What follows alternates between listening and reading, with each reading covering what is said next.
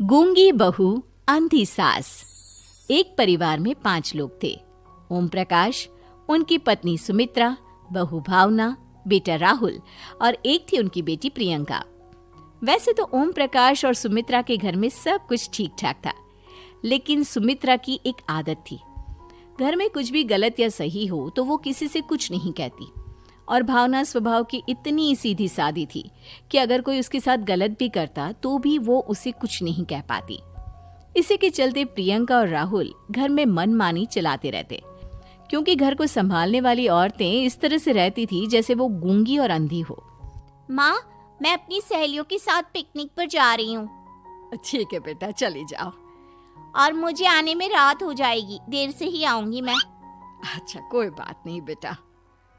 अरे भावना, तुमको एक बार में समझ में नहीं आता क्या? नाश्ते में फिर से पराठे बना के रख दिए। कितनी बार तुमसे कहा है कि मेरे लिए ढंग का नाश्ता बनाया करो। ठीक है जी, आगे से ध्यान रखूंगी। अरे ये बहू से किस तरह से बात कर रहे हो तुम राहुल? अरे तो और क्या करूं पापा, इसको कही बात एक बार में समझ में ही नहीं आती। सुमित्रा, तुम अपने बेटे को समझाती क्यों नहीं? बहू से बात करने का ये क्या तरीका है? अरे जिसकी जैसी मर्जी आए करो, मुझे क्या। भावना बेटा, तुम भी तो कभी कुछ कहा करो। इस तरह क्यों सबकी बातें सुनती रहती हो? कोई बात नहीं पापा जी, सब ठीक है। रात को काफी देर तक प्रियंका घर नहीं आती और जब वापस लौट कर आती है तो एक लड़की के साथ बाइक पर बैठकर। सुमित्रा और भावना दोनों ही प्रियंका को लड़की के साथ देख लेते हैं। आज तो जोर से डांट पड़ने वाली है, लेकिन मैं डर क्यों रही हूँ? माँ तो सब कुछ देखकर भी अंधी बनी रहती है। और रही बात भाभी की, वो किसी को कुछ नहीं बताने वाली। कहने को भगवान ने आवाज दी है, लेकिन गूंगी है गूंगी। अरे प्रियंका बेटा, इतनी रात को कॉलेज से लौट कर आ रही हो? कहाँ गई थी तुम? पापा, वो सहेली के घर पर थी, पढ़ाई करने के लिए रुक गई थी। अच्छा, ठीक है, जाओ अपने कमरे में जाओ और सो जाओ। सुमित्रा ने अपनी बेटी को एक लड़की के साथ इतनी रात को आते देखकर भी उससे कुछ नहीं कहा और भावना ने भी इस बारे में किसी से कोई बात नहीं की। कुछ दिनों के बाद मामा जी का फोन आया था। उन्होंने प्रियंका के लिए कोई रिश्ता ढूंढा है। लड़के वाले उसे देखने आ रहे हैं। अरे मुझे नहीं करनी शादी वादी, किसी लड़की को बुलाने की कोई जरूरत नहीं है। ये तुम क्या कर रही हो प्रियंका बेटा? तुम्हारी शादी की उम्र हो चली है और तुम्हारे मामा जी ने बहुत अच्छा रिश्ता बताया है। पापा, अब जिद क्यों कर रहे हैं? और आप क्यों मेरी मर्जी के खिलाफ शादी कराना चाहते हैं? अरे माँ, इसको समझाइए ना। आपकी बेटी, आप तो बस चुपचाप सब कुछ होते हुए भी देखती रहती हैं। अरे तो क्या कहूँ, और मेरे कहने से क्या हो जाएगा? वैसे भी गलत क्या हो रहा है, सब कुछ सही तो है। भावना बहू, देखो तो प्रियंका हमारी बात नहीं समझेगी, लेकिन वो तुम्हारी हम उम्र है। क्या पता तुम्हारे कहने से उसे कुछ समझ में आ जाए।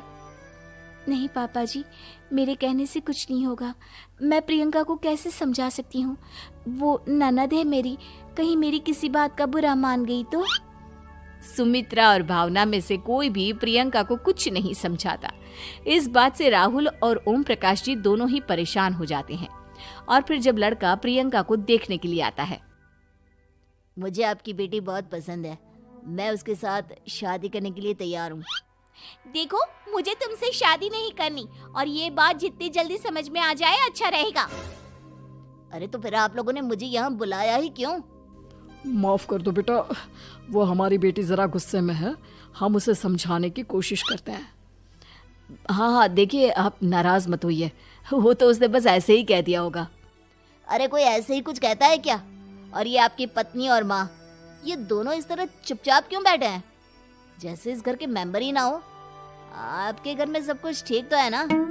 अरे सब कुछ ठीक है बेटा। सुमित्रा, समझाओ ना अपनी बेटी को। अरे क्या समझाऊं, क्या होगा समझाने से? सब ठीक ही तो हो रहा है, गलत क्या हो रहा है? भावना, प्रियंका को अंदर लेकर जाओ और उससे समझाओ कि कितना अच्छा रिश्ता है। इतना अच्छा लड़का है, इस तरह से बिहेव ना करे।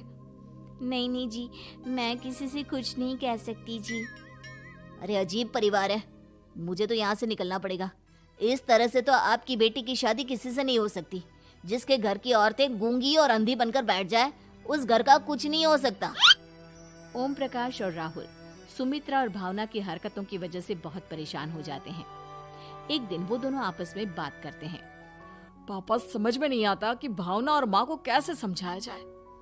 सही कहते हो बेटा, तुम और मैं काम के सिलसिले में सारा दिन घर के बाहर रहते हैं और घर की दोनों औरतें जिन्हें सारा घर संभालना चाहिए गूंगी और अंधी बनकर बैठी हैं। पापा आप ही बताइए इसका क्या उपाय है। मेरी तो कुछ समझ में नहीं आता बेटा, लेकिन हमें कुछ तो करना पड़ेगा क्योंकि इन सब की वजह से प्रियंका बहुत ज्यादा बिगड़ती जा रही है। तुमने देखा उसने किस तरह से बिहेव किया था। अरे लेकिन पापा हम करेंगे क्या? हमें एक नाटक करना होगा। कुछ दिनों के लिए हम भी गूंगे और बहरे बन जाते हैं, उसके बाद इन दोनों औरतों को अकल आएगी। हाँ पापा, शायद आपकी बात ठीक है। हम दोनों हर बार बात को संभाल लेते हैं और इसी वजह से माँ और भावना कुछ भी करने की कोशिश ही नहीं करते। और फिर अगले दिन, भावना, नाश्ते में क्या बनाया है? जी पराठे बनाए हैं। मेरे लिए पोहा बना दो। अच्छा जी ठीक है, अभी बना देती हूँ जी। बहू, नाश्ते में क्या बनाया है? पापा जी पराठे हैं और पोहे बन रहे हैं। अरे बहू, मुझे तो उपमा खाने का मन था, मेरे लिए उपमा बना दो। ठीक है पापा जी, अभी बना देती हूँ। भाभी जल्दी से जरा मेरा कॉलेज के टिफिन तो पैक कर देना। और सुनो, मुझे ना भिंडी की सब्जी खाने का मन है।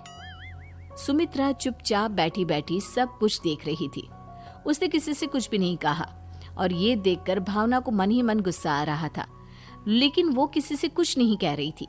उसे लग रहा था कि ओम प्रकाश जी जो हमेशा उसके साइड लेते थे वो भी आज चुपचाप बैठे हुए थे। शाम के वक्त प्रियंका अपने बहुत सारे दोस्तों को लेकर घर आती है और उधर दूसरी तरफ से राहुल भी अपने ऑफिस के दोस्तों को लेकर घर आ जाता है।